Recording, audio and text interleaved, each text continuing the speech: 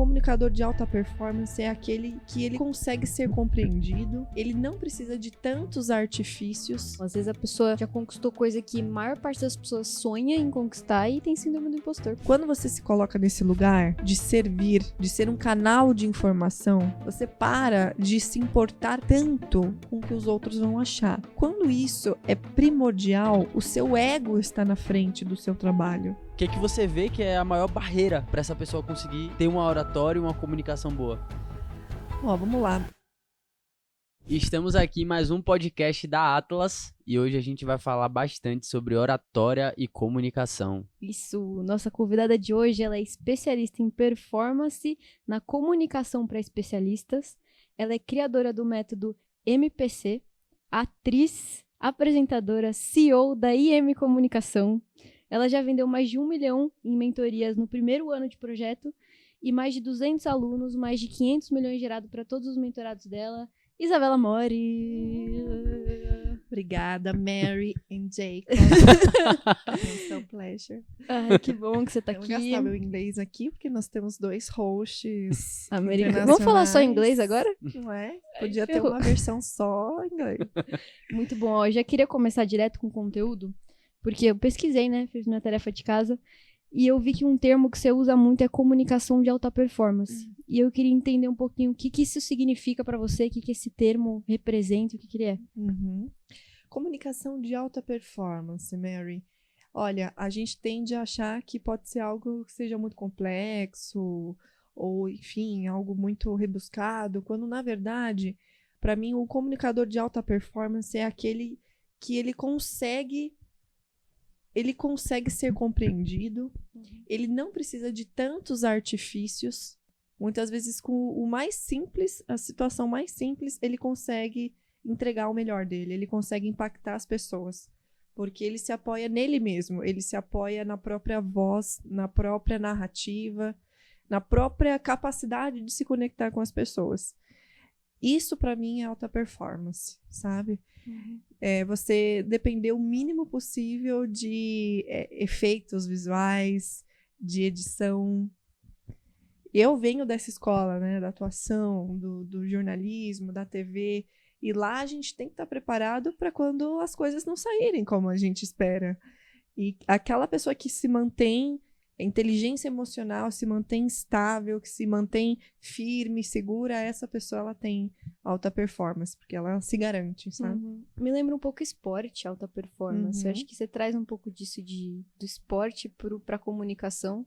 Com certeza. Achei um pouco interessante isso. Sim. Quais são, assim, os pilares para uma comunicação de alta performance? Pilares, eu digo, como a pessoa chega nisso em algum momento? Não existe outra forma de chegar na alta performance senão o tempo e a repetição. Não existe, não tem como você tomar alguma coisa e acordar sendo um comunicador de alta performance. É igual a musculatura de vendas, né? A comunicação oratória é uma musculatura, né, Isa? Com certeza. E é uma musculatura que você desenvolve com prática, mas também com a mentalidade. Toda pessoa que é alta performance em qualquer coisa na vida dela, se você parar para conversar com ela, você vai ver que ela tem uma mentalidade diferente. Qual que é essa mentalidade? É uma mentalidade de estar sempre se aprimorando, de estar sempre estudando, de estar sempre se desafiando, de sair dessa zona de conforto, ainda que seja um clichê, mas é verdade, é você fazer algo novo, já sabe no que você é bom, qual é o próximo nível. Então é essa pessoa que ela está sempre na ambição de se superar e de melhorar, de poder fazer algo de diferente. Então é isso que move um comunicador de alta performance. Muito bom. O que você enxerga que as pessoas mais erram na comunicação? Ou as pessoas que você trabalha, que você já teve experiência, o que mais erra quando vai começar a falar, eu quero ter uma comunicação de alta performance? O que você visualiza nisso? Ó, até trazer um ponto de vista meu, por exemplo. Tá. Antes eu ficava muito, assim, eu tinha medo de falar em público. Tanto que eu fiz 2 palestras na minha vida. A primeira foi horrível. Eu falei assim, não, inclusive antes do nosso evento eu falei, velho, eu não sei fazer esse negócio não, vou ter que... Então, assim, foi horrível. E eu sentia medo, eu ficava nervoso. Apesar de eu dominar já a área de vendas. Mas eu ficava muito nervoso. E a segunda vez, parecia que eu já tinha palestrado 200 vezes, porque eu me senti muito em casa. E aí eu vim, obviamente, estudando, fiz algumas consultorias ali, fiquei ouvindo também pessoas palestrar. E aí eu queria ver a visão, né, de um especialista, assim, tipo, quando até a Mari perguntou, em relação a também, tipo, o que você vê que é a maior barreira pra essa pessoa conseguir ter uma oratória e uma comunicação boa? Porque a minha era medo, por exemplo. A maior barreira e o maior erro das pessoas... vamos lá. A maior barreira, na minha visão, é a preocupação excessiva com o que os outros vão achar de você, vão pensar, vão falar. Porque até certo ponto a gente não controla. Não vai controlar. Então, quanto antes você se libertar desse julgamento alheio, porque ele vai existir, melhor. Você vai deixar de se privar de coisas que você quer fazer. Às vezes você quer subir num palco, tem pessoas e pessoas. Eu já vi pessoas que têm pavor de ser o centro das atenções, que não conseguem subir num palco, que se eu falar, você não vai nem levantar, você só levanta a mão para fazer uma pergunta, pegar o microfone e não consegue. Então, nesses casos, eu sempre falo, eu indico que tenha uma psicóloga que trabalhe esse lado mais emocional e muitas vezes traumático das pessoas. Porque e quando eu comecei a mentorar e a ensinar as pessoas, porque é até curioso, eu nunca imaginei que eu seria uma mentora, eu nunca quis isso para minha vida. Eu sempre quis ser atriz, ser apresentadora e o meu sonho era chegar na televisão. Então, depois que eu cheguei, aí eu comecei a refletir, né, sobre o que mais eu poderia fazer. Então, quando eu comecei a ensinar, eu percebi que não era só a técnica que ia fazer uma pessoa falar. Eu sou uma pessoa muito técnica, porque eu venho dessa área técnica. Tive professores, mentores muito técnicos. Eu estudei nas melhores escolas, nas melhores faculdades. Então, eu tenho técnica. Só que quando eu estava diante de uma pessoa que está saindo do zero, não adianta eu trazer a técnica avançada de improviso. Eu tinha que parar e ouvir aquela pessoa e entender o que faz ela se sentir insegura. E para as mulheres, muitas vezes é uma coisa, para os homens, muitas vezes é outra. E aí você vai conversando, e aí você vai entendendo que existe toda uma narrativa por trás, e quando tem um evento, é toda uma expectativa também. Então, são muitos detalhes. E ser mentora é desenvolver esse lado também, mas a empatia, você entender o que você precisa falar para aquele aluno, para aquela aluna, confiar mais nela mesma. Entende? E aí eu uso muito esse meu lado atriz, porque é um lado sensível. E eu consigo entender o que aquela pessoa... Eu sempre olho para o meu aluno como se fosse um personagem. Que interessante isso. Gostei. É sempre um personagem. Porque ele tem uma vida pregressa, ele tem os porquês dele, né? Ele tem os medos, os sonhos, ele tem a família. Então, o ator nunca julga o personagem. Um ator, ele vai interpretar aquele papel. Se ele vai interpretar um assassino, uma pessoa fora da lei, ele não pode julgar. Fecha parênteses. Faz sentido demais isso. Quando eu tô diante de uma pessoa, eu tenho que entender para eu poder ajudar. Então, a comunicação, ela tem camadas, assim. É por isso que tem tantas pessoas que são mais da área da psicologia, que vão e também trabalham na parte da oratória. Já o meu caso, eu já tenho uma veia mais artística. Eu trago a performance, eu trago essa curiosidade também do jornalismo, de fazer o que você muito bem fez, que é pegar um entrevistado, pesquisar sobre ele, e vasculhar mesmo, sabe? Entender. É isso que faz realmente uma entrevista render, sabe? Então isso Sim. É técnica, entende? Mas sabe o que eu acho muito legal? Porque eu acho que as pessoas, e eu também não tinha, falo por mim também, não tenho noção do quanto a sua formação de atriz é relevante pro que você faz hoje? É que é muito complexo mesmo você ser ator. E é muito legal você falar isso de personagem. E acho que influencia até na hora de você ser mentora. Isso é muito legal, assim. Só um parênteses Sim. por fora, que não... mas muito Sim. bom. E pra essa palestra eu fiz isso, tá? É? Eu falei, eu tive 2. Uma foi péssima, que eu nem lembro. Literalmente, ficou tudo preto, assim, a memória, mas eu sei que foi péssima. E essa eu falei, não, vou incorporar um ator. E aí deu muito certo. Isso pra mim foi o principal. Eu até falei, né? Não, vou trazer aqui uma força do espírito. Juro. Não, mas eu não entendi. Como assim? Vou incorporar um ator? Não, o ator, assim, tipo, eu meio que... Eu trouxe uma força do espírito real. Porque eu não... A gente treinou o quê? Sei lá. A gente treinou muito a nossa mentalidade, assim. A gente teve exato. uma pessoa que virou pra gente e falou assim, se você tá com medo de fazer sua palestra, é porque você acha que você não... Ou você vai ser julgado, ou as pessoas não acham... Você não vai ser relevante pras pessoas. Só que se realmente esse é o caso, vai com tudo e aproveita, finge que você é um golpista. Isso. Ele falou assim pra gente. É.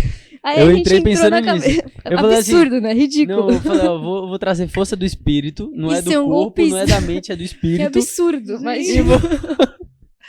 Ai, já ouvi mas tanta tinha um coisa. contexto, É. então... E assim, não, funcionou super. Mas isso te ajudou? Muito. Você pensou que você era um golpista? Não, mas não é o golpista nesse sentido. Não, Assim, foi um absurdo, mas sim. É porque assim, não é nesse sentido, é algo mais profundo. Tá. É tipo assim... É meio que pra realmente você esquecer tudo que tá trazendo ali medo de você fazer uma palestra. Até porque eu não consegui treinar direito. Eu fiz assim, tipo, eu falei a minha palestra uma vez, sendo que eu não faço palestra.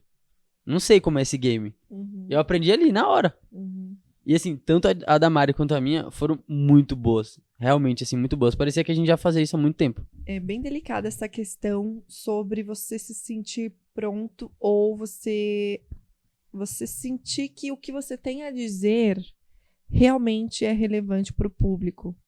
A gente tem uma parte que é lógica. Qual é a parte lógica? Você fez o estudo prévio do público?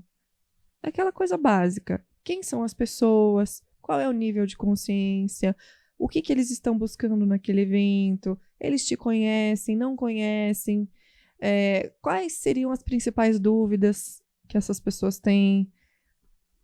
Quais as expectativas? Então, ter esse trabalho anterior a fazer a palestra é o básico, concorda comigo? Sim. Uhum. Então tá, se você fez um conteúdo bom, se você fez um estudo prévio, uma pesquisa, você já tem, digamos assim, 40% da tua palestra e você já deveria estar seguro porque você tem algo importante a dizer.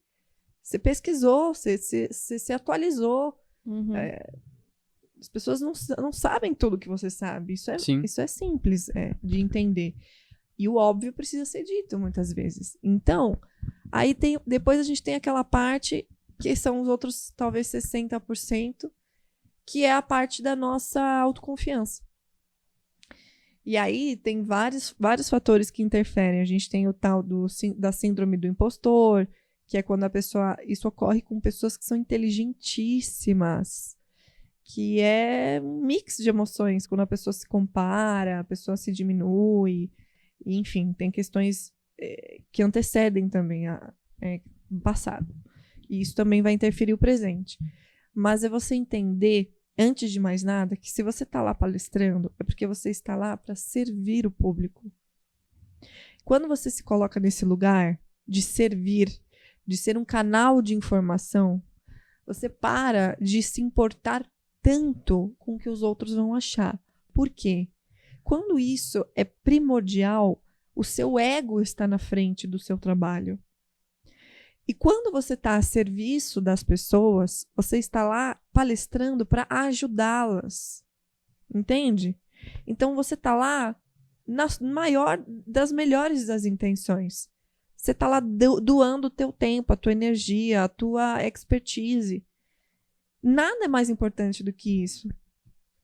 Entende? Sim. Então, a comunicação, ela é uma ferramenta que você tem que usar a serviço das pessoas. Quando você olha para o teu trabalho dessa forma e para de envaidecer tanto que é ser um expert, você cria menos expectativa sobre o que os outros vão achar. E não é que você não pode querer ser famoso, não é que você não pode querer ser rico, ter 1 milhão de seguidores, não. Eu, sendo muito sincera, e eu falo isso de alguém que chegou na televisão, trabalhou com globais, que sempre quis ser famosa, o meu sonho era ser famosa, eu descobri que ser importante é muito melhor do que ser famosa. O que é ser importante? É ser importante para as pessoas. É você mudar, contribuir com as pessoas. E uma vez que você é importante para as pessoas, você talvez possa ser famosa. E o que é ser famosa? É ser reconhecida, enfim. Agora, se você foca em ser famoso, sem querer ser importante, sem querer ser útil para as pessoas, você concorda comigo que isso facilmente vai virar um nada, uma coisa superficial, uma coisa vazia, e uma coisa que gera depressão, inclusive, e que faz as pessoas se perderem, e que faz a pessoa criar um personagem, por exemplo, que é algo que eu sou contra. Eu sou contra o comunicador, o palestrante, o expert criar um personagem para se comunicar. A gente fala muito que audiência é diferente de relevância, né? E é um pouco do que você trouxe agora. Sim, muito bom. Anotei tanta coisa. E até voltando um pouquinho antes de ir para a próxima pergunta, nisso de síndrome do impostor, porque eu acho que pra gente, trazendo para o nosso contexto e para o nosso produto, é o que a gente mais trabalha quando os clientes entram. E o quanto que isso interfere na comunicação da pessoa, ela ter essa síndrome do impostor, essa insegurança. É isso aí. Quando a pessoa ela se vê nesse... Muitas vezes, às vezes, ela não sabe o que é isso. Não consegue dar o nome. E às vezes, conversando com alguém que é especialista, a pessoa pode falar, não, você realmente está passando por essa síndrome do impostor, da impostora. É aquela sensação de que você não é boa o suficiente. E isso acontece com pessoas em todos os níveis que você pode imaginar. Pessoas que são muito boas. Então, a gente volta naquela questão da comparação. Você fica se comparando, você fica... Existe uma ilusão que pode te atrapalhar muito também. O ideal, né? O ideal. E isso é ruim. Então, eu volto na mesma resposta. Eu acho que quando a gente deixa de idealizar e passa a servir mesmo, a usar o nosso trabalho como algo a serviço das pessoas, que é para o nosso crescimento também. Porque quanto mais a gente ensina, mais a gente aprende também. E quantas vezes eu não aprendi com os meus alunos em ouvir, às vezes por montar as palestras deles, eu acabo aprendendo um pouco de tudo. E ouvir a história, que é algo que eu amo. Até por isso que eu escolhi ser jornalista, eu adorava entrevistar as pessoas. E hoje é o que eu faço. Eu tenho que entrevistar a pessoa para entender o que vai ser a palestra dela. Ou de que forma ela vai falar sobre aquele assunto, para que ela não faça como todo mundo está fazendo. Então, é um mergulho mesmo no ser humano. Uhum. Então, eu vejo que a síndrome da impostora é um tema muito comum, muitas pessoas passam, e às vezes até pessoas que a gente nem imagina. Pessoas que são muito grandes. Gigantescas. A gente não tem noção. Às vezes a pessoa já conquistou coisa que a maior parte das pessoas sonha em conquistar e tem síndrome do impostor, pô. A gente vê isso direto, eu acho bizarro. A gente tinha um cliente mesmo que ele falava assim, quem vai pagar 100 mil reais da minha mentoria? Hoje o produto dele é 180 mil. Ele queria começar a vender de 30 mil. E é um puta, cara, que tem muita experiência. Ele falava isso? Falava. Pra vocês? Sim. Quando começou, né? Ele falava assim, velho, mas ele queria fazer lançamento, vender produto barato assim e tal. E ele é um cara que, assim, você fica 30 minutos com ele, sua cabeça explode. Qualquer pessoa. Que ele entende muito de negócio, ele tem muita visão. E aí, no início, ele falou assim, não, acho que eu vou vender um produto de 30 mil. Aí na hora eu olhei pra ele assim e falei, não, 30 mil você não vai vender. Aí ele falou, e quem é que vai pagar 60, 100, 150 mil reais na minha mentoria? Aí eu lembro até a última mensagem que ele me mandou. Ele falou assim, ó, vendi a última de 120, agora eu só vendo de 180. Aí eu falei, eu lembro que você queria vender de 30, era pra eu ter comprado umas 10. Sabe quem falou isso pra mim? No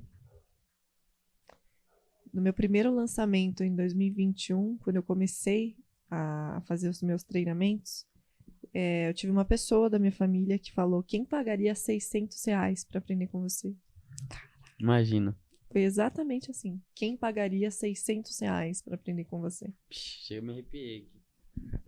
Nossa senhora, não tenho nem o que falar. E nesse dia eu quase cancelei o lançamento, porque, imagina, foi o primeiro, ia ficar ao vivo e bateu a síndrome da impostora. E eu já era formada, eu já era uma jornalista, eu já estava na televisão, eu já estava consolidada, eu não estava saindo do zero. E eu ouvi isso de uma pessoa, e quando é dentro de casa é pior, porque a gente não espera. E as palavras têm mais peso. E graças a Deus eu não parei. Ainda bem, né? Que tá ajudando um monte de gente aí. Hoje eu tô. Graças a Hoje eu Deus. tô. Ajudou na Suíça, ajudou em todo canto. É. Gente. Mas provavelmente essa pergunta que ele se fez foi de alguém que fez essa pergunta pra Sim. ele. Só que a gente não tem essa consciência até você ter alguém que te traga clareza que muitas coisas que a gente pensa são coisas que a gente ouviu. E graças a Deus eu faço terapia. A gente foi o terapeuta dele, então. Né? Não, esse cliente, ele, tipo assim, best-seller, saiu na Forbes, já vendeu empresa, e mesmo assim, ele teve no início, né? Essa síndrome do impostor. Sim. É ruim. Ó, eu tenho uma pergunta que não é nem tava no script, assim, mas você acha que qualquer pessoa pode ser um bom comunicador? Mary, desde que a pessoa tome essa decisão de querer se desenvolver, sim. Sim. Você já teve algum caso que chegou uma pessoa que você olhou e falou, putz, essa daqui não vai ter jeito, não tem solução. E aí deu certo. Deixa eu pensar. Sim, já. Mas não foi por uma questão de, nossa, como ele é gago. Não. Foi muito mais pela mentalidade. Sim, Essa foi o maior pessoa problema. não vai me ouvir, ela não vai fazer o que eu vou pedir para ela fazer, ela não vai se comprometer. Não foi nesse contexto da pessoa ter a língua presa. Se ela quer, se ela pôs na cabeça dela que ela vai vencer, ela vence. Tudo começa na mente, né, velho? Não tem jeito. E sabe uma coisa que eu reparei? Que eu assisti seus outros podcasts também, né? Uhum. E eu reparo que você sempre usa muito o nome da pessoa. Você sempre fala, não sei o que lá, o Mary, ou não sei o que lá, o Jacob. Isso também é muito importante pra comunicação, não é? Sim. Esse é um dos princípios do Dale Carnegie, que vocês já devem ter ouvido falar. Como influenciar pessoas. Ele tem vários livros. Ah, Ele tá. tem um dos livros que é Como Fazer amigos e Influenciar Pessoas. Eu li esse, muito bom. E aí tem muitos outros que ele escreveu também. E um dos capítulos é fale o nome das pessoas. Chame as pessoas pelo seu nome.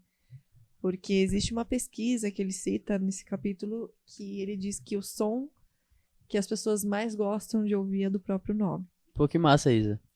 Então, você deve chamar as pessoas pelo nome delas. E isso parece tão simples, né? É. Mas é um detalhezinho é um que... detalhe, mas experimenta chamar o porteiro pelo nome dele, É.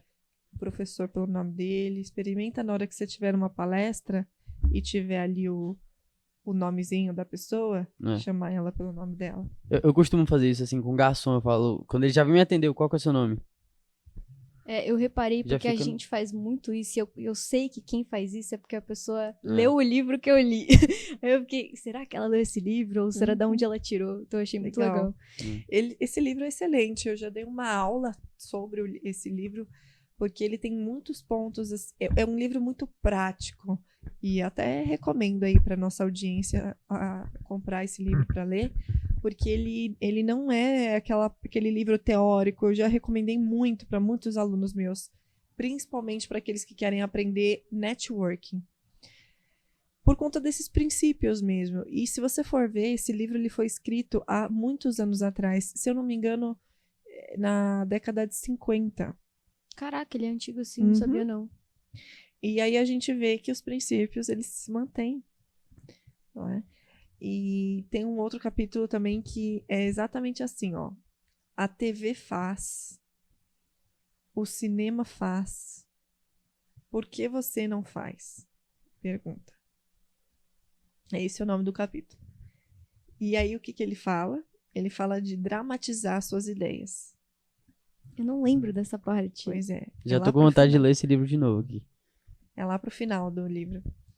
E aí esse capítulo ele dá até um exemplo. Ele fala assim, existia uma venda, um comércio, onde o dono usava uma caixa registradora para fazer o caixa e era uma caixa velha, antiga, com moedas e tudo mais. Até que um dia um cliente foi lá e falou, ó, tá ultrapassado esse caixa, acho melhor você modernizar e trocar isso aí e colocar algo mais tecnológico. E aí entrou por aqui, saiu por ali e ficou lá. Mas você vai perder dinheiro, cara. Você não vai mudar, não vai fazer nada, não vai, foi embora. E aí chegou um outro dia, o mesmo cliente chegou pro dono do comércio e pegou um punhado de moedas no bolso, jogou no chão, tchá, fez aquele barulho, moeda para lá e para cá e falou, ó, é isso que vai acontecer com o seu dinheiro. Se você não mudar, se você não trocar essa caixa registradora. E aí foi que ele realmente tomou aí a providência e modernizou, e enfim, mudou o caixa, a forma dele guardar dinheiro.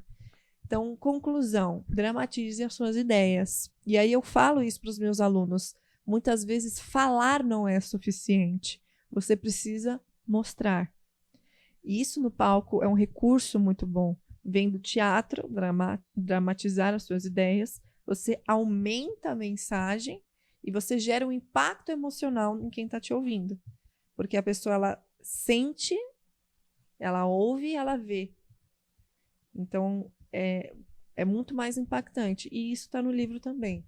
Então, é um livro que eu recomendo e que eu já apliquei essa técnica de dramatização infinitas vezes, assim, nos pitches dos meus alunos, sabe?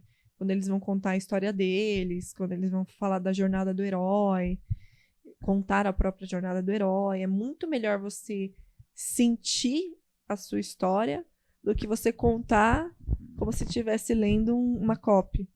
Não é verdade?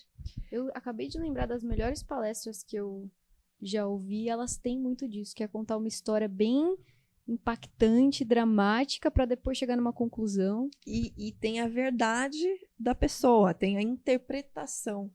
Porque também dá para cair de um lado, assim, eu já ouvi muito. Ah, aquele palestrante vem contar historinha, vira uma coisa meio melodramática, uma coisa que também não é verdade. Então, olha como é sutil.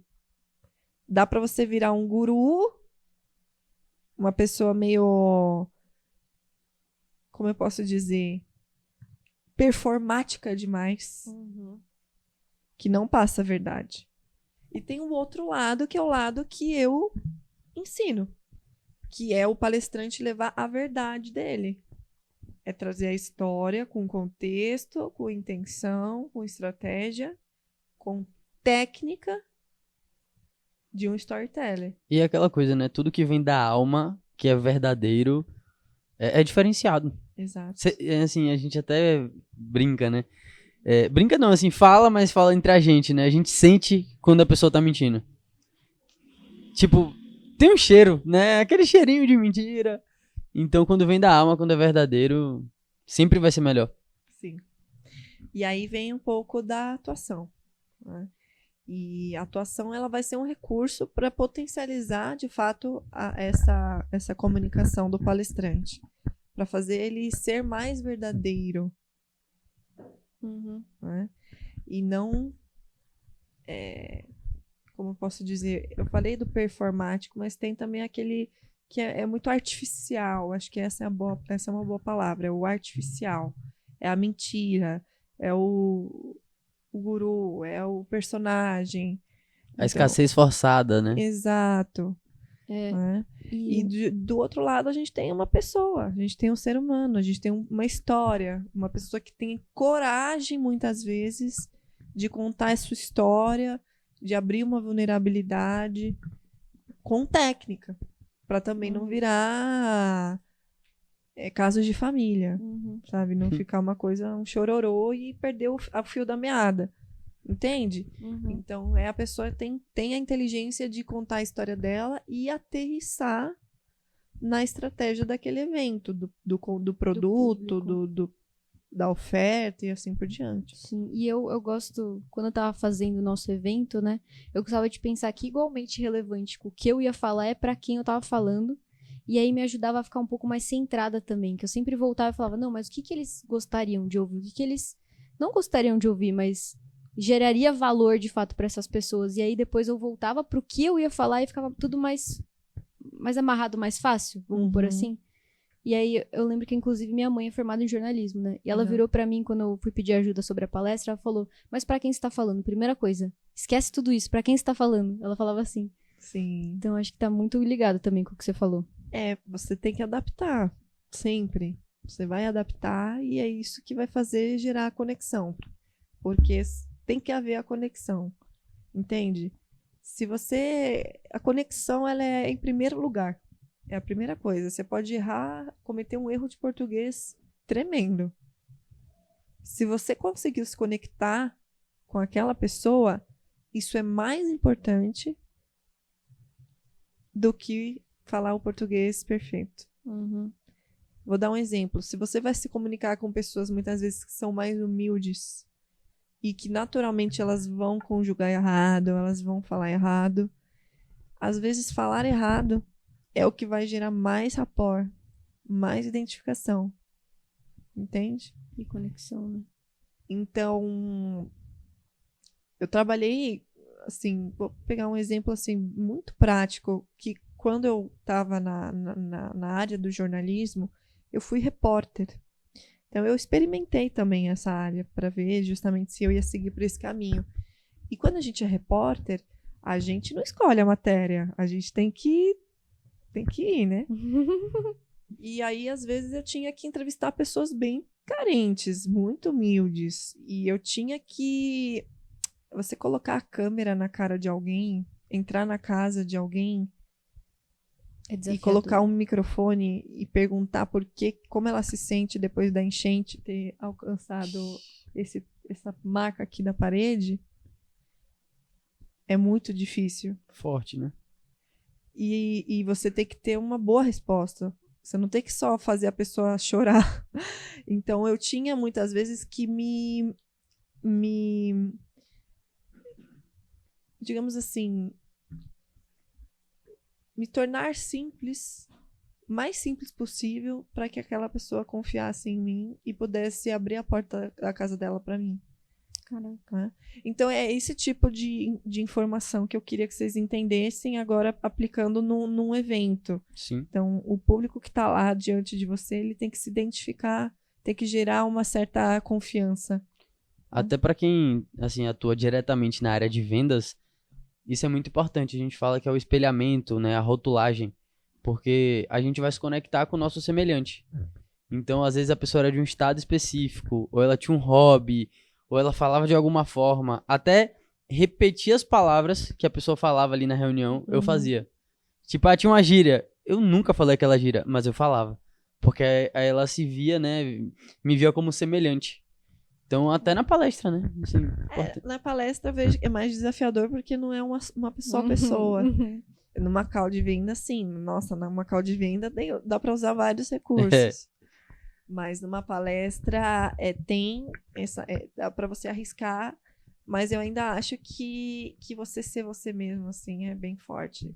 Quando você é autêntico, as pessoas, elas gostam disso. Sim. Porque elas admiram quem consegue, quem tem coragem.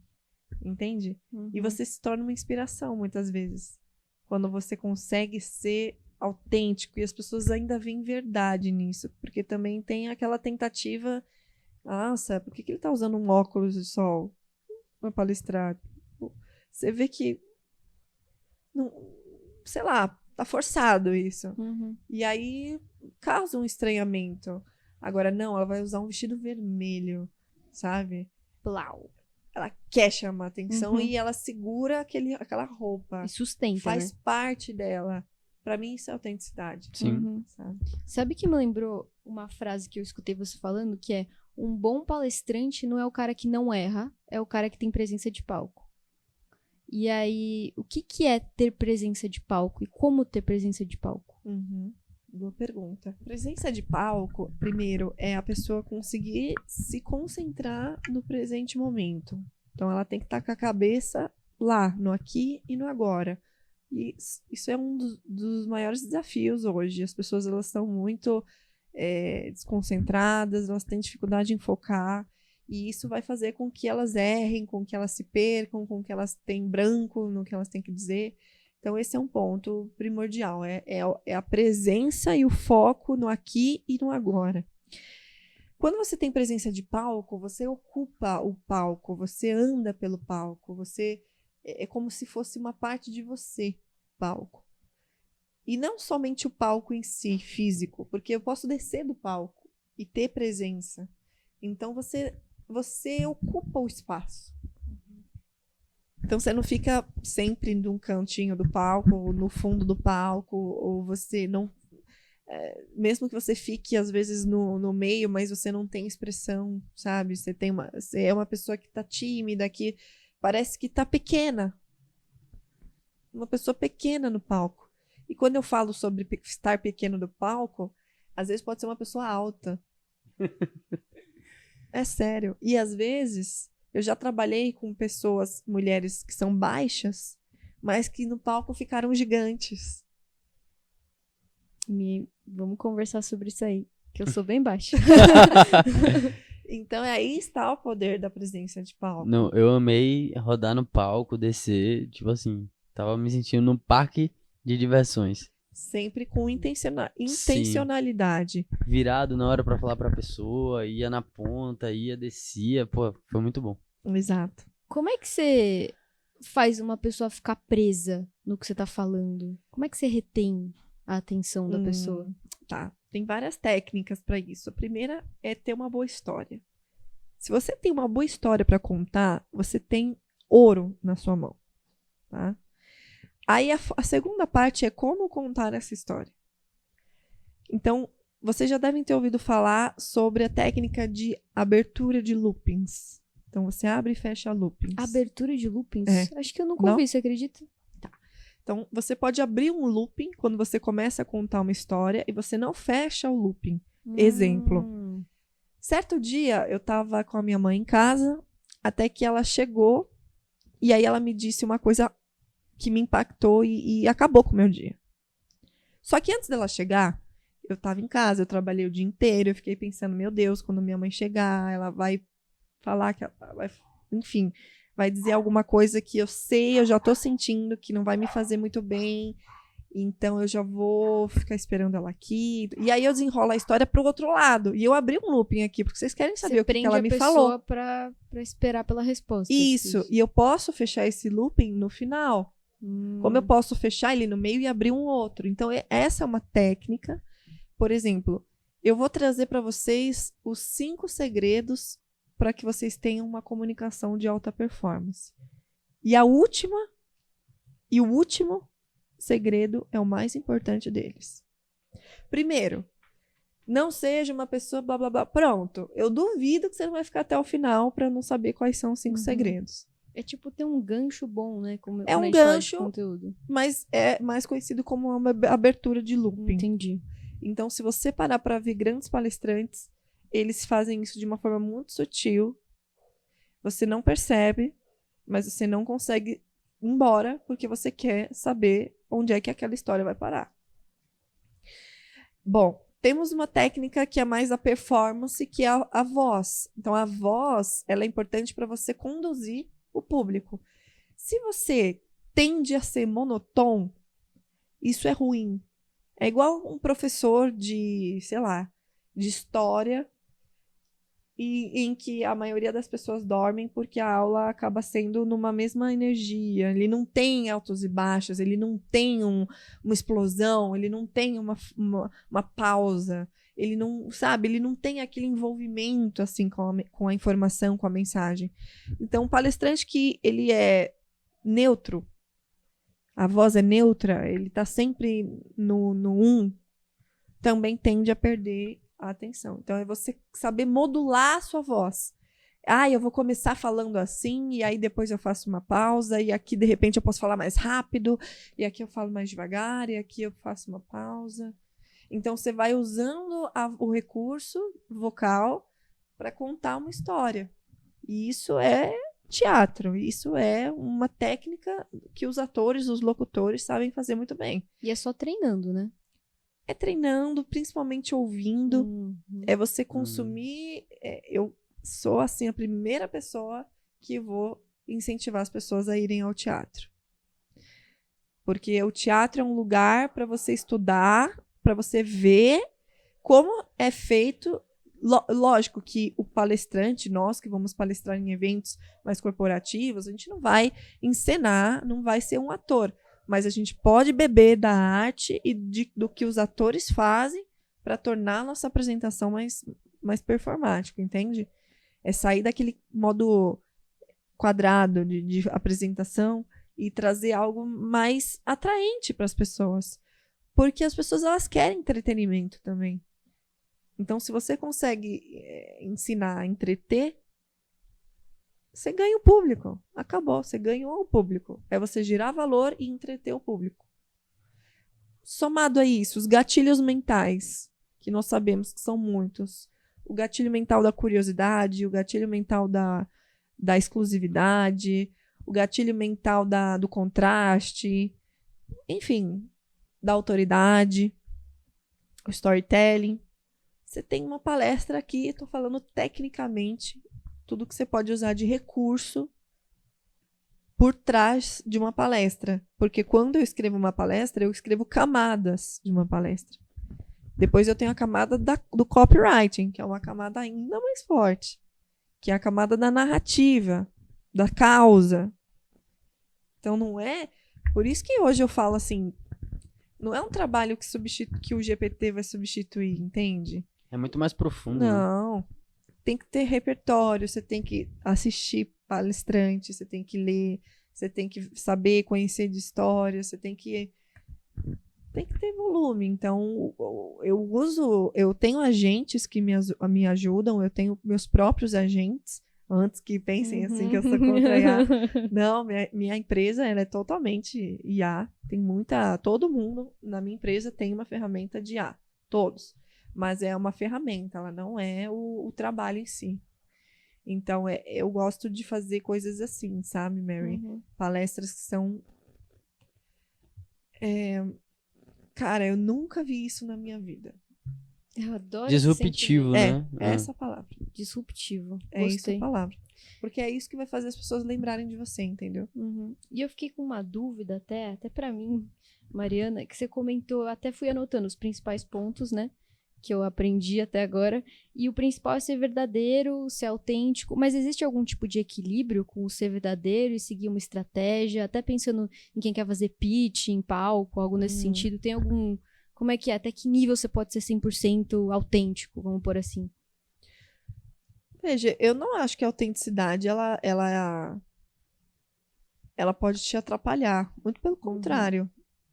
Eu vejo que o especialista e o produto que ele vai vender são coisas tão... Eu posso falar assim como especialista, assim, cada produto que eu tenho, eu fiz pensando no meu cliente, óbvio. Eu não fiz porque eu achava que ele precisava. Eu olhei para o meu cliente, eu vi a necessidade e criei o produto. Mas o produto é uma parte de mim, assim, eu amo o meu produto, sabe? Eu amo o que eu fiz, o método que eu criei, e eu sei que se um dia eu tiver que matar um produto, vai ser dolorido pra mim, sabe? É só pegar, por exemplo, a formação que a gente estava falando, a formação Expert 5 Estrelas, onde eu gravei um filme dentro de um teatro para ensinar como se palestra, como se porta no palco, como que você interage com a plateia, uma experiência imersiva mesmo para o palestrante. Imagina, isso é uma parte de mim. Isso é uma parte de mim, a minha formação. Então, quando eu olho para o pitch, Mary, eu vejo uma coisa muito mais leve do que as pessoas olham. Cara, você vai vender uma coisa que você acredita. Que gera valor, né? Você acredita no seu produto? Porque se você não acreditar, cara... Aí vai ser pesado O mesmo. medo tá aí, né? É aí que tá. Você acabou aqui acabei. Aqui eu desmascarei. Eu falei, você acredita no que você vende ou não? Fortíssimo. É, muito bom isso. Fortíssimo. Porque se a resposta for sim, é muito mais fácil de trabalhar Uhum. com a pessoa. Agora, se a pessoa não tem tanta certeza do produto dela, aí é outros 500.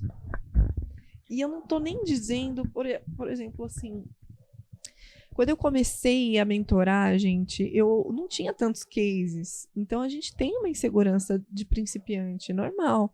E eu acredito que é isso que nos impede muitas vezes de chegar cobrando um high ticket. E eu concordo que tem que começar com quem tem uma certa insegurança em relação a ter poucas pessoas transformadas pelo teu método. Eu acho que essencialmente a pessoa é insegura nesse sentido. E é aceitável. Entende? Até ela ver que ela é capaz, até ela ver os resultados, até ela ver o quanto de retorno financeiro ela pode gerar para uma pessoa a partir do que ela ensina, aí ela começa a se empoderar do valor do conhecimento que ela tem. É um processo. Eu passei por isso. Eu comecei cobrando 2.000, depois 4.000, depois 7.000, depois 10.000, depois 15.000, depois 20.000 e hoje 60.000. E eu não me arrependo de ter feito essa trilha. Você vai ganhando confiança, né? Ganha Até pelos confiança. cases. Você aprende a vender, porque se você não sabe vender, você não vai vender high ticket. Porque existe um antes e depois o expert. Existe o expert que nunca vendeu high ticket e existe um expert que começou a vender high ticket. É gigantesca a diferença. O cara que começou a vender high ticket e começa a escalar, não tem como ele crescer se ele não desenvolve a comunicação dele. Não tem como. Se ele não desenvolve gatilhos mentais, se ele não desenvolve storytelling, se ele não desenvolve linguagem persuasiva, se ele não desenvolve palestra, se ele não desenvolve pitch, não tem como, gente. Não tem. Então é isso, existe um antes e depois do expert que escolhe se posicionar no mercado high ticket. Eu gosto do que você trouxe, porque a gente trabalha muito com high ticket, né? E eu sei, por dados e pelos nossos clientes, que a pessoa só vende high ticket se ela acredita que vale. Se ela não acredita, não adianta. O nosso trabalho tá muito em fazer a pessoa acreditar também. Não, vale, ó, vamos. Aí começa um case lá, gerou resultado, aí vai, pum, quando viu 250 mil. E normalmente esse cliente, quando ele começa a vender e criar os cases, ele mesmo vira pra gente e fala, tá muito barato isso aqui. Antes ele brigava pelo ticket, porque ele achava alto. Aí ele começou a vender. Entregou 1, 2, 3. No terceiro, ele fala, não, eu não vou vender mais desse preço. Tá muito barato. Olha o resultado que essa pessoa tá tendo. Olha a transformação que eu tô gerando. Sim, e aí só trazendo que eu tinha feito a pergunta, né, de equilibrar a autenticidade com a estratégia, eu trouxe porque pra mim tava sendo um pouco desafiador, porque eu sou muito diferente do meu público.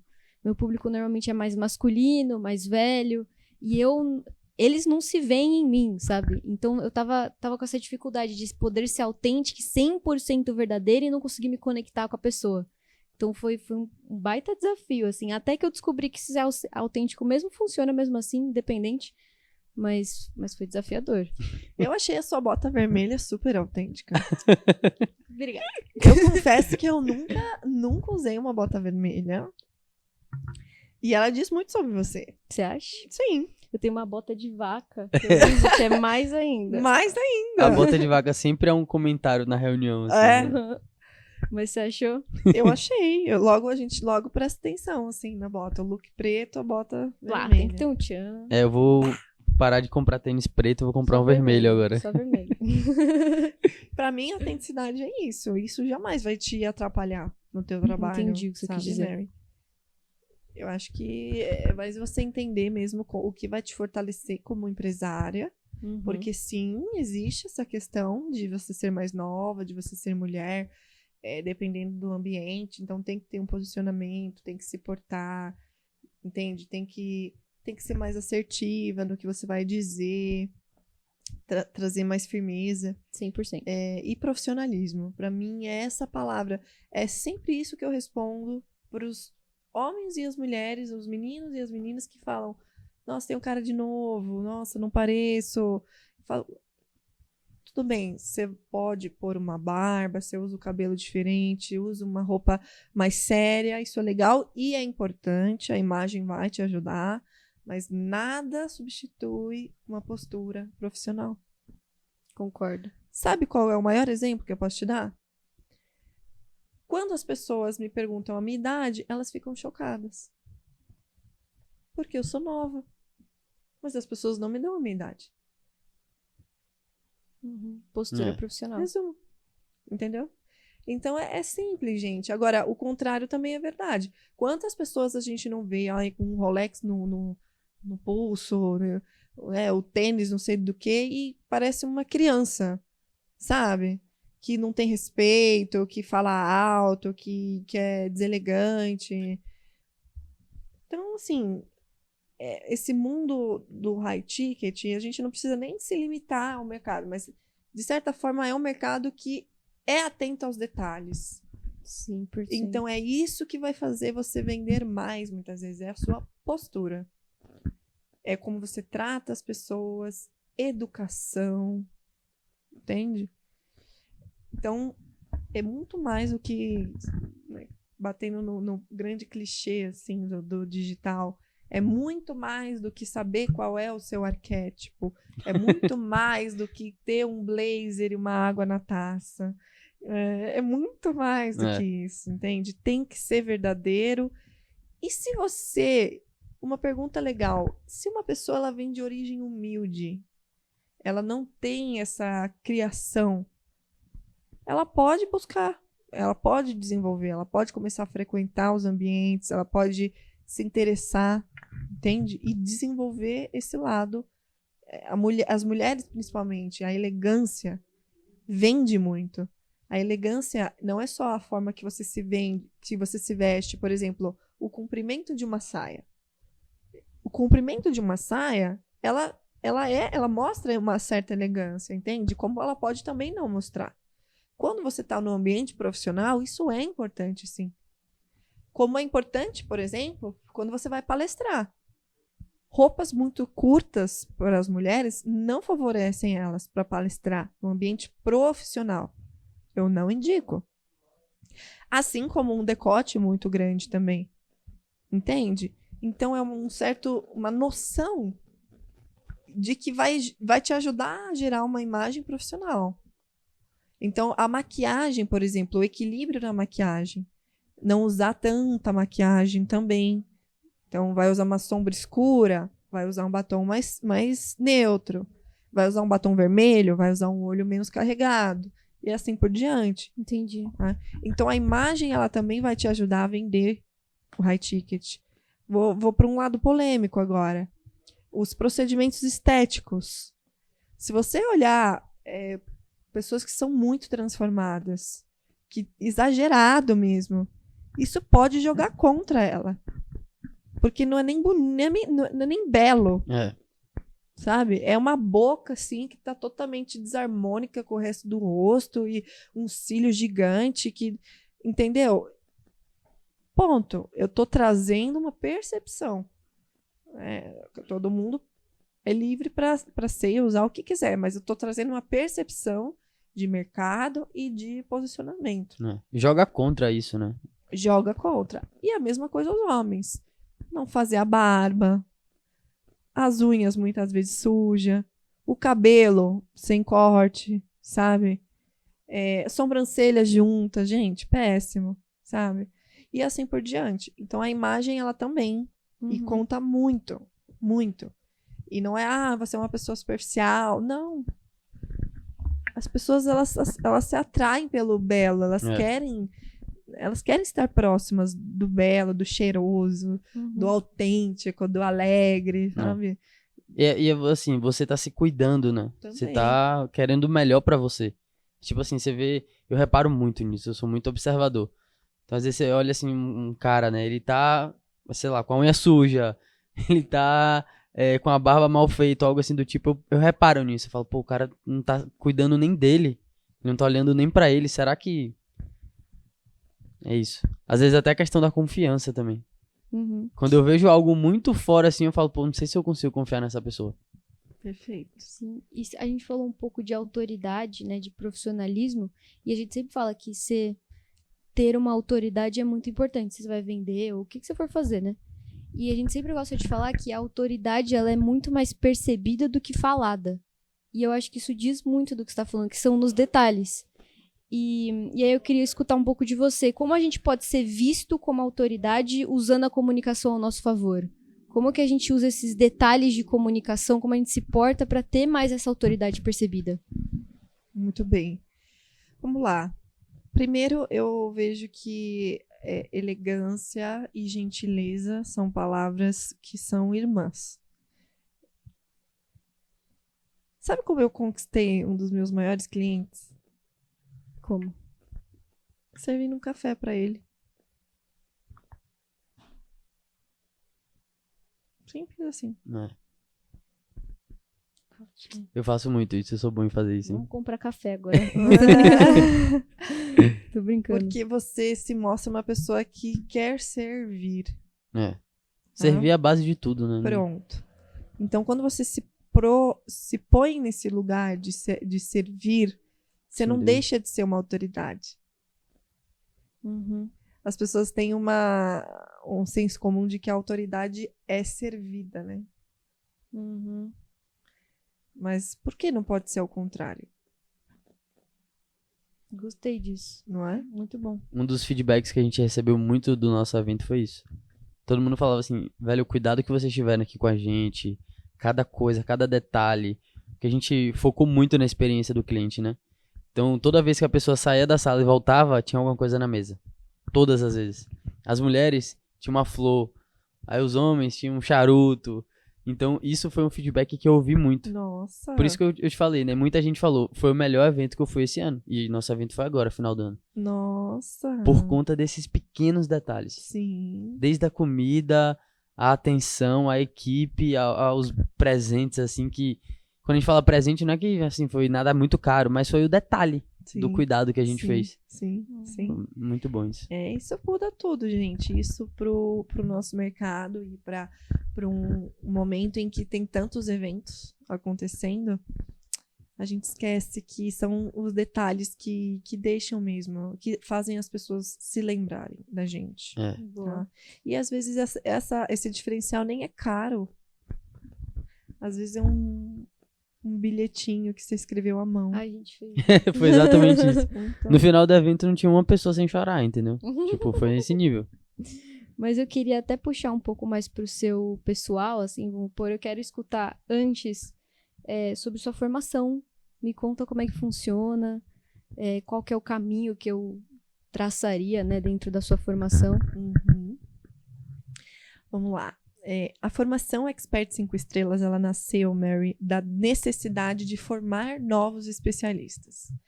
Então, eu acredito muito que essa nova geração de experts, ela vai, assim, ela não será mais um diferencial você saber se comunicar com estratégia e autenticidade. É o mínimo para você poder sobreviver os próximos anos.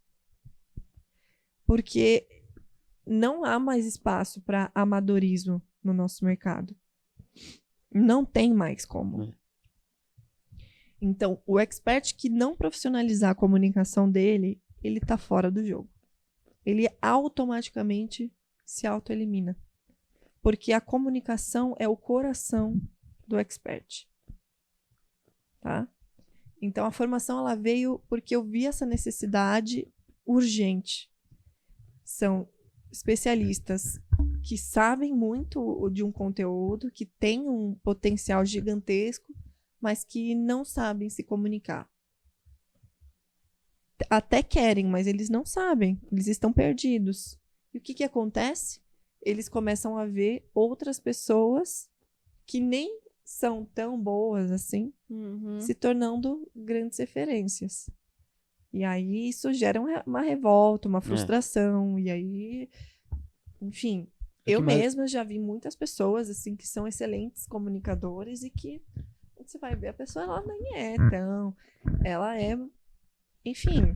A gente já viu muito isso também. Sem tirar o mérito de ninguém, mas eu tenho alunos, assim, que dão aulas, assim, uma pessoa impressionante. Impressionante, como uma pessoa inteligente e incrível, história de vida. Mas não tem palco, não vai, não tem podcast, não é visto. Sim. Não é visto. É quase que um trabalho de dar voz pro pessoal que é bom, né? Eu costumo dizer a seguinte frase, Dona Mary: você nasceu para ser ouvido. Muito bom. Muito bom, gostei. Você Pô, gostei disso aí, nasceu tá? Vou usar e depois eu boto o Baísa ali. pra ser ouvido. Ela, a nossa big idea do nosso último lançamento Muito da bom. formação. Você nasceu para ser ouvido. E conta um pouquinho da sua história agora, de onde você veio, o que você faz direito. De onde você veio, o que você faço? come. Das 7 às 8 é uma academia. O que eu faço, Dona Mary? Olha, eu costumo me apresentar assim. Eu sou uma artista. Ai, eu amei já. Sou Vou uma copiar artista. tudo. Pra sobrar. Eu sou uma artista frustrada. Que forte. Vou copiar tudo. Mas que não se deixou levar pela frustração e que transformou toda a dor, frustração, decepção em arte, em criação, em força para poder ensinar, para poder fazer outras pessoas contarem sua própria história, subirem num palco e serem elas mesmas. Eu não tive tantas experiências, oportunidades, melhor dizendo, como uma atriz, embora eu tenha sido muito estudiosa, muito dedicada. Eu tenho contado uma história importante que tem como origem mesmo a formação. Por que eu gravei um filme dentro da minha formação? Depois que eu me formei, eu tive uma única oportunidade na minha carreira de trabalhar como atriz de cinema. Depois de fazer alguns castings, que é assim que funciona, você faz muitos testes para não passar em 99 deles e fazer um papel. Você Então foi hiper treinada pra alta performance no final das contas. pronto, Né? você já entendeu, né? Uhum. Qual que é a origem, assim, é muito não, não, não, não, não, e você raramente trabalha como atriz. Então, quando eu consegui um papel, eu fiz uma participação. E foi um personagem que eu me lembro que me deu bastante trabalho, um personagem muito desgastante. Eu tive até que fazer aula de espanhol. Caraca! E aí, quando eu gravei esse filme, eu tinha uns 20 anos de idade. Uns 20 anos de idade. E a minha participação, ela fazia uma cena com o Heriberto Leão, que é um grande ator da Globo. E eu me lembro que eu fiquei muito nervosa. Eu tava... não dormia direito, eu fiquei muito ansiosa, muito, muito mesmo. Eu queria dar o meu melhor. Bom, e aí gravei o filme e aí aconteceu a pandemia. Então a gente ficou sem ter muitas notícias do filme por uns 3 anos. Caraca. Eu até cheguei a pensar que o filme nem ia mais sair. Só que aí, de repente, eu comecei a ver, recebi no meu e-mail um convite da produtora dizendo que ia ter a pré-exibição do filme e que ia existir uma exibição só pro elenco. Chama pré-exibição, é só o elenco e os jornais, a imprensa. E aí eu convidei minha melhor amiga para ir assistir comigo. Esperei, conto, né, a Mária, 3 anos, imaginando como seria esse dia. Contei para a família inteira, né? E aí eu estava lá, eu e Mari, sentada numa poltrona, assim. E assistindo o filme. E aí eu sabia exatamente o momento que eu ia aparecer. E aí eu falei, Mari, é agora, é agora. Tô com medo. E quando eu vi, a minha cena tinha sido cortada. Mentira. Eu tava pensando Eu que ela ia também, falar mas isso. eu não quis acreditar. É mentira. Caramba. A minha cena foi cortada. Eu esperei 3 anos. E olha que o ator, ele não faz o que ele faz por dinheiro, gente. O ator, ele faz porque ele quer ver o resultado. É só por isso. Ele quer ver a arte dele. Ele quer ver o resultado. Então, eu me lembro de eu passar um dia inteiro chorando na minha cama no dia seguinte. Não levantei. Um mix de emoções, tristeza, raiva, ódio, revolta. Também bateu a síndrome da impostora. Sou uma péssima atriz. Mas quando você vai ver, isso é muito mais comum do que vocês imaginam, tá? Porque às vezes o filme ele tem que ter 1h20 e aí não interessa. O editor vai ter que cortar, vai ter que fazer uma eliminação e vai cortando cena que não vai impactar tanto na narrativa. E infelizmente a minha foi uma delas. Mas olhando agora, assim, para Isabela do passado, que tinha o sonho de ser uma atriz de Hollywood, aquilo foi o meu calcanhar de Aquiles. E depois daquele dia eu falei, eu vou produzir o meu próprio filme. Caraca, Ah, e então aí por isso produziu na o filme formação. Eu tô Eu curioso quero pra ver. ver. Eu quero ver essa informação aí, tá? Muito bom. Puta história, tá? Não, agora eu fiquei muito curioso. Eu também. Meu Deus. Pois é. E também, continuando um pouco nessa sua vida pessoal, e até puxando para um outro lado, de novo, eu fiz minhas pesquisas, né? E eu ouvi falar que você tem uma ONG. Uhum. E você quer contar um pouquinho sobre como é que funciona? Bom, o projeto já é uma outra coisa, né? Assim, ao mesmo tempo é uma parte de mim, mas é um projeto que hoje já é bem grande, já tem muitas pessoas envolvidas. E foi um projeto que nasceu quando eu tinha meus 15 aninhos, depois de frequentar o grupo de jovens da igreja. Eu acabei aprendendo e a sementinha foi plantada, eu costumo dizer, que foi a semente da caridade, do trabalho ao próximo, do voluntariado. E desde pequena eu comecei a fazer esse tipo de trabalho, bem espontaneamente, e comecei a doar meus brinquedos que eu não usava mais, que eu não brincava, roupa.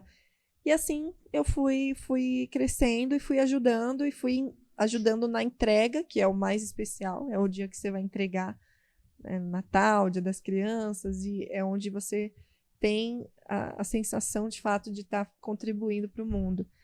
E aquilo foi me nutrindo muito na minha adolescência, foi me gerando muita esperança. Então, ao mesmo tempo que acontecia coisas decepcionantes, como essa que eu contei, eu me nutria quando eu via as crianças, quando eu abraçava as crianças, quando eu me vestia de personagem para ir animar as crianças, né? E até que um dia eu convidei uma amiga que estudava comigo na época na escola ainda e convenci ela a criar um grupo. Uma coisa muito simples, assim, sem nada para perder. Vamos criar uma página no Facebook e vamos botar o nome de Jovem Voluntário, porque a gente vai incentivar os jovens a fazerem voluntariado. E vai ser JV. Uma coisa assim. Vamos, bora! Aí um fez o logo, outro fez a página, outro fez não sei o que lá. Quando eu vi, a gente já estava apadrinhando uma comunidade, que é a comunidade Vila Palmares, lá perto da onde você morava, lá na Catalunha, em Santo André. E aí a gente conheceu a Paula, que hoje é o nosso principal canal de comunicação, mora lá, moradora. Ela era empregada doméstica de uma das meninas e por conta dela a gente teve acesso às crianças e às famílias. Então, até hoje, há 13 anos, nós estamos acompanhando aquela comunidade e acompanhando as gerações, porque há 13 anos atrás, a criança, que era uma criança, hoje ela já está com 17, 18 anos. Então, é muito rico assim, esse trabalho de acompanhar uma criança e se tornar um exemplo, porque muitos olham para mim, para Mari, e a gente começou criança, 15 anos, 16, e hoje a gente tem a mesma Mari 30. Que foi no cinema, é? A mesma Mari, a fundadora da ONG. Caraca. Uma irmã. Nossa, pô, que legal, muito bom. Demais. E como é que faz para participar? Da ONG? Tá. E primeiro a gente tá com uma campanha de Natal no ar, então não sei quando a gente vai ter esse episódio no ar, mas a gente pode A gente aceita doações o ano inteiro, mas a gente tem ações pontuais. Então, agora, final de ano, a gente tem um Natal solidário, onde a gente arrecada em dinheiro para produzir uma festa de Natal. A gente faz um sistema de apadrinhamento também das crianças, De comprar, de fazer né? uma sacolinha para ela com um presente. E aí, nós já estamos com todas apadrinhadas, né? Graças a Deus. É sempre uma loucura, todo mundo quer. Eu não sei o que acontece no Natal, baixa um espírito assim. Eu adoro, eu faço caridoso. todo Natal. E aí as pessoas saem enlouquecidas. Me passa 5 nomes. Então é bom, por um lado. Se mas precisar, a gente você tem meu precisa... contato, viu? Se abrir. Que eu sempre faço todo Natal. Não, mas a gente precisa, sim. A gente tá precisando de doação para comprar cestas básicas Ótimo. também, que ainda não fechamos. E a verba para festa, porque a gente não só entrega um brinquedo, a gente passa um dia com as crianças, que acaba sendo o mais importante para elas é aquele tempo de qualidade. Sim. Então, eu acredito que o meu método, ele fala um pouco de tudo isso, mesmo sendo difícil de entender como eu conecto as coisas. No final, o palestrante ele começa a entender que ele tem uma função social também com o que ele Muito faz. bom. Sabe? Muito Então, bom. essa é a minha forma de ensinar É oratória. bonito de ver que você junta todos os seus repertórios nesses seus projetos todos. É legal de atriz, de jornalista, de ONG, de... Você não fica doida com tanta coisa, não? Duvido você adivinhar meu signo, Mary. É só a cara do meu signo. Ares? Não sei. Eu não conheço de Alguém- signo. Ah, tá. Então, alguém sabe de astrologia? Nossa, eu não tenho nada a ver com Sagitário. Eu sou geminiana. Tá. Era meu segundo chute. Era meu Eu segundo ia chute. chutar, fiquei com isso E na o meu, cabeça qual que você aqui. acha? Você, eu acho que Do você... nada, papo de signo. Você tem cara de peixes. Meu ascendente é peixe. O meu também. Ai, você falou que você não sabe de astrologia. Eu sei os meus. Os outros, eu sou Ares. Ares. Ares com peixe. Líder. E você? Fiquem Você tem cara espertos. de... Ele não tem cara do signo dele. Não? Touro. Não. Ele fica quietinho. Virgem. Virgem. Legal. Não Muito parece bom. muito na minha cabeça. Ah, Tem algumas coisas sim e outras não. É, mas distrair um pouco o nosso Entramos no papo de signo aqui. Mas, não, eu gostei muito dessa história. Eu anotei várias coisas hiper relevantes, até dando uma recapitulada.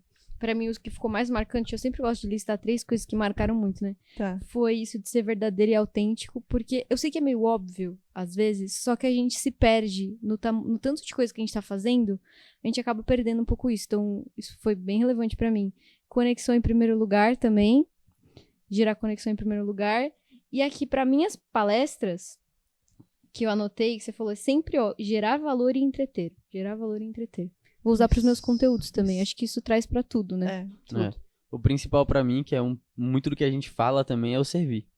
Servir. Tudo que você falou, servir era a base principal. Qualquer coisa dos seus projetos, Isso é muito das suas bonito. atitudes, qualquer coisa foi o servir. Porque aí a gente deixa de focar no ego, entendeu? Sim. Porque o ego, ele sempre vai existir. E é bom que exista também. Mas se ele predomina, e esse mundo de palestra, de vídeo, de fama, de seguidores, é muito fácil você se deixar levar. E eu falo no lugar de alguém que já foi essa pessoa. Que já se enganou muito pelas aparências. E que sofreu muito por isso. E que tenta buscando se espiritualizar mais e tentar enxergar o que realmente importa. Sabe? O porquê que eu faço o que eu faço. Entendeu?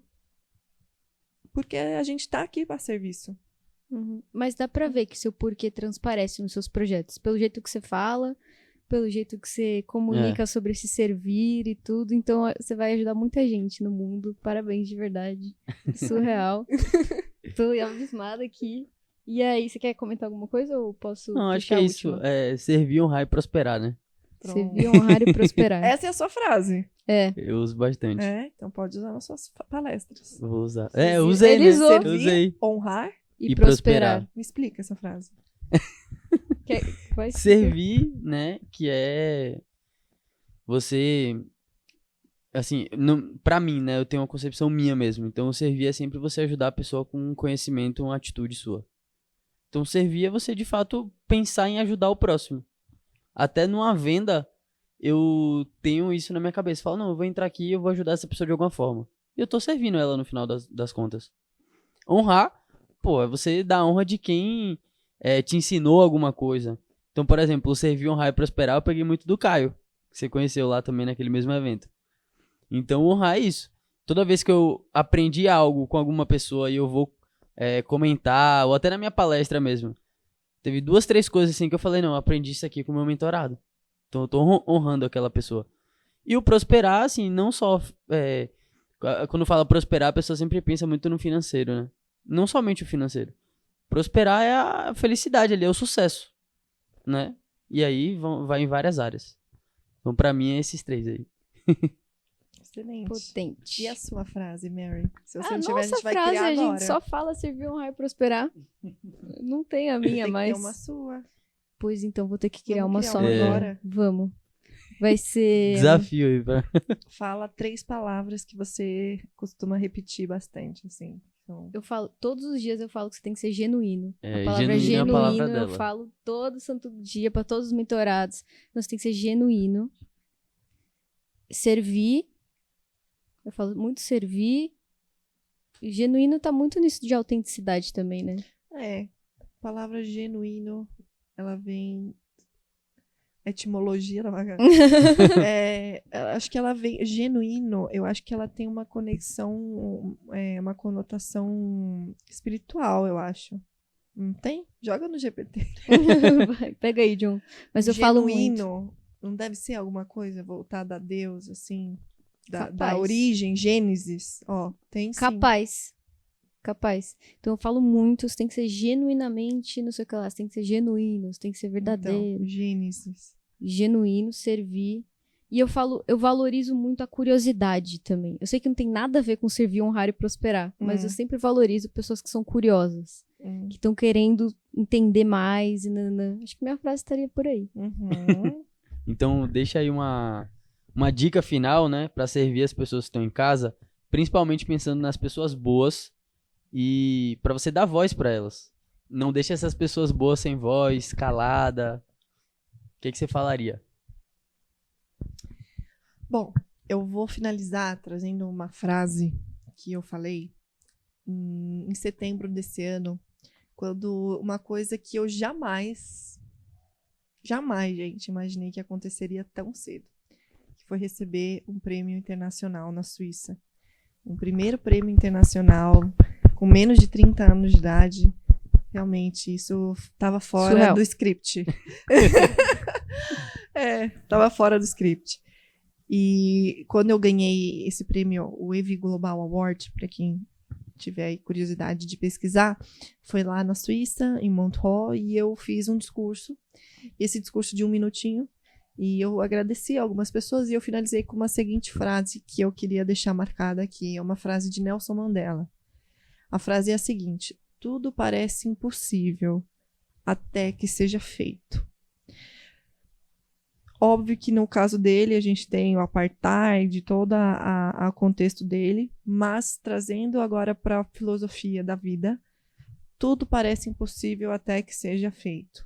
Então, se você hoje tem essa dificuldade de falar, parece impossível para você subir num palco, você olha para as pessoas e você, cara, imagina que um dia eu vou estar lá, então é algo impossível até que você tome essa decisão de tentar, de se superar, de se desenvolver.